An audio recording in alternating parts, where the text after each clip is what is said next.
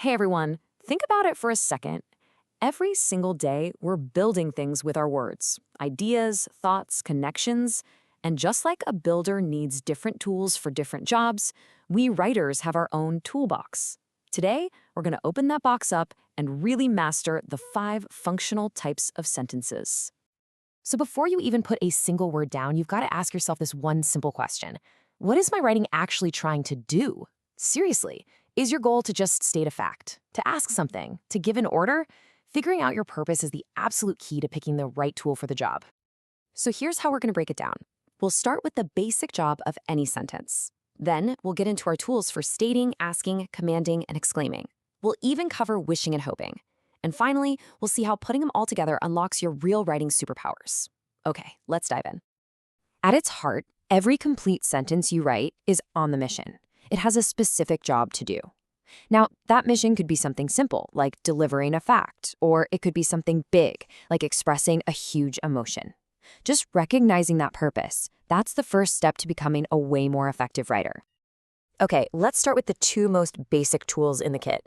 These are the absolute workhorses of communication, right? These are the sentences we use all the time to share what we know and to find out what we don't. First up, we've got the declarative sentence. Its job is simple. It declares something. It gives you information, states a fact, shares an opinion, and it always ends with a period. This is the foundation, you know. It's the bedrock of clear communication. And here's a perfect example. Writing improves with practice. It's a simple, powerful declarative sentence. This is the kind you'll be using constantly in essays and reports, really in any writing where your main goal is just to inform your reader, plain and simple. So, our next tool is the interrogative sentence. Just think of the word interrogate, right? Its whole purpose is to ask a question. This is your tool for getting curious, for digging deeper, and for gathering info. And its trademark, of course, is that question mark at the end. Sentences like this are amazing for engaging people directly. Whether you're writing an email, you're doing an interview, or you're just trying to get your audience to think a little, the interrogative sentence is the perfect way to do it. All right, now we're getting into sentences with a bit more punch. These are the ones that demand action and really pack some feeling.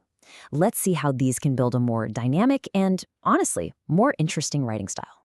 The imperative sentence, this one is all about action. It gives a command, it makes a request, or it lays out instructions. And the key thing here is that the subject you is almost always invisible. It's implied, which is why these sentences almost always kick off with a verb. And imperative sentences can come in a few flavors. They can be polite requests, like this one, or they can be clear, helpful instructions, kind of like something you might hear from a teacher. And check this out. You can add an exclamation mark for a burst of energy, turning a simple instruction into a really cheerful reminder. This just shows you how a tiny piece of punctuation can totally change the vibe of a command. And speaking of exclamation marks, that brings us to our next tool, the exclamatory sentence. Its only job is to get emotion across. We're talking excitement, surprise, anger, joy, the whole shebang. It's definitely the most passionate sentence in your toolbox.